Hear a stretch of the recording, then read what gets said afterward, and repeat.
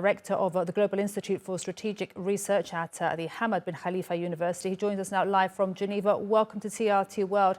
Just tell us, how significant is this truce deal? How does it compare to others?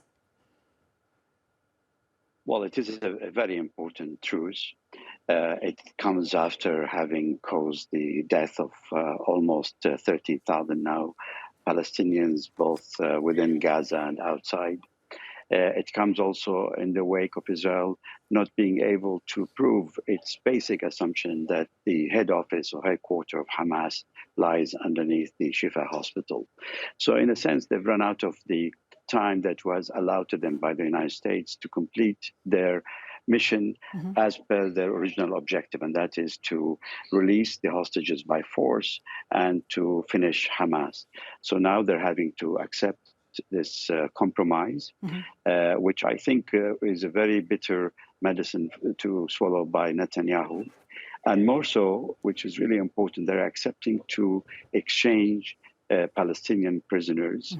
Many of them are going to be children and women that have been captured by Israel over the years without being put on trial, without being taken through courts, and without really any direct evidence against them.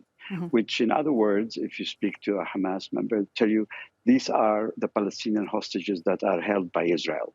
And this is a very important point for the Palestinians to score. And it shows that the context of this conflict goes way beyond the 7th of October. All of those people have been captured for many, many years ago.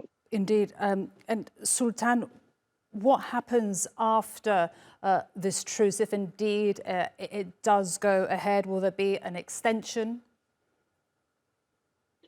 There is nothing being talked about, I think, now to include an automatic extension of the truce. But our experience from around the world, usually when you start a truce like this, it can lead into more sustained periods of de-escalation, at least, if not total ceasefire. The issue here is that if it is respected by both sides, the 4 days will allow the Palestinians to mourn their death, maybe bury their death. And also it will allow international organizations to deliver humanitarian assistance into the most affected areas. Now, if the humanitarian assistance comes in with international staff and they decide to take the risk to actually go and deliver that assistance, then the likelihood of Israel being more reluctant to re-engage is greater. It's very important that international people with different nationalities come in with the aid so that they offer an additional layer of protection to the civilians in Gaza. So as I understand what you're saying is, if we have those international aid organizations, it makes it more difficult then for Israel to strike Gaza again. It will make it more difficult for Israel to strike Gaza indiscriminately, as they have been doing before. And particularly if they were aware that international aid workers are in hospitals, are in schools, which used to be the case before the 13th of October, when they all withdrew further south in Gaza Strip. Indeed. Sultan, I just want to ask, why has this deal taken so long, more than 40 days? And just the death toll, we don't even have to mention it. It's just so tragic.